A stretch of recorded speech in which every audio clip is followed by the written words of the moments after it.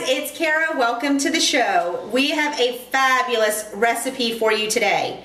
Stuffed shells. Now there is nothing better than stuffed shells with ricotta and cheese and mixed with egg and a great meat sauce to top it off. So let's get started with what we need to get this done.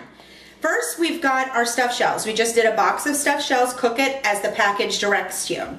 Then you need oregano, basil oregano, ricotta cheese, garlic powder, Parmesan, and this is fresh Parmesan. This is a grated Parmesan, cream cheese, and an egg.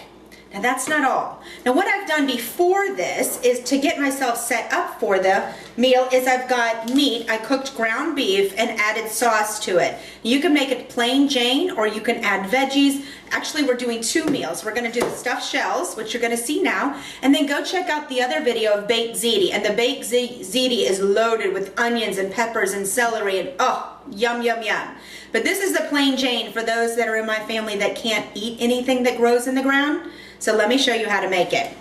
What we need first is we're going to do 2 cups of ricotta cheese. Now the rest save for the ziti, and since either one of these meals can be made ahead and frozen, make it now all together. Keep your cleanup minimal and use all the ingredients so they don't just sit in the fridge.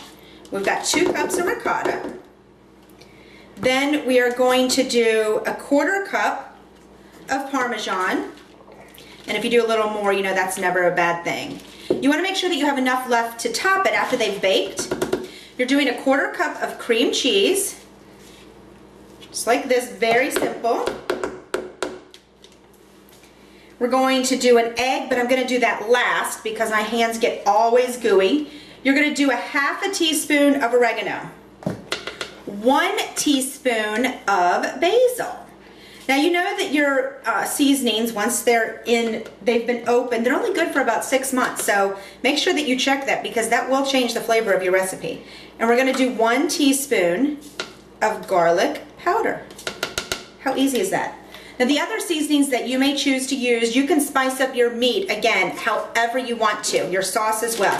This is oh, I forgot the egg. I always forget the egg, and I even move him out of the side. Sorry about that. There's no editing.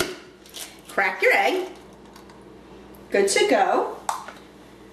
We'll wipe it off, and then move your bag holder, and let's mix it up. Take out the air when you're using the bag, and the beauty is we're going to use this as a piping bag as well. So just mix all of this, and again, our shells are already ready, so what we're going to do is we're going to bring this right over here, and once this is mixed up, we're just going to snip the tip like we do, turn it into a piping bag, and fill it right from here. So simple, no dishes, but a couple measuring cups. So as soon as this is mixed up, I'll see you in just a minute. Now that the filling is all ready to go, you're just going to make your piping bag. We basically do it accordion style. Pull one end to the top, just like this, and we're going to snip the end. Just clear away any ingredients that may be there. Just snip it. Voila, all done. Now I'm a righty, so I've got to switch hands now that I do that. And all you're going to do is fill your shell. See how easy this is?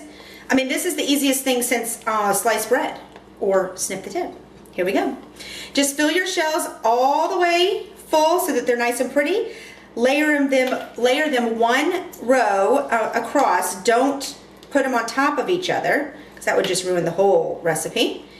And as soon as I finish filling all these, I'll be back to show you how we top the sauce and give you baking instructions. The shells are stuffed, ready to go. Again, just put it in a single layer in your pan. 9 by 13 works fine. That was 1 box or almost a box. We had some little nibblers that were eating them plain. But now we're going to do the sauce. And again, you make whatever sauce you want. If you want to see how we make our sauce, then just check out one of the other videos. Check out Crock-Pot spaghetti sauce. It's so yummy. But I added the sauce and pre-cooked ground beef right in here so that we can whip this up. We can pop it in the oven and cook it really quickly. And we just want to mix it together, blend it. So make sure that your sauce, your meat are well blended because we're going to pour this right over the top and bake it. And that's it. That's how simple this is. Those few ingredients can make a phenomenal meal. Then throw on a Caesar salad, toast some French bread or Italian bread, you're good to go. So what we're gonna do is we've got this right here in the bag. This is a bag that I'm gonna wash and reuse because everything in here was pre-cooked. And again, that's a great way to make, if you do our crock pot spaghetti sauce, make a bunch at once and then just freeze it till you're ready to use it for events just like this. So we're gonna top it evenly, make sure it's coated right over all the shells. Look at this, excellent. There, poured. You just flip that up so it doesn't get anything on my counters, keep it clean.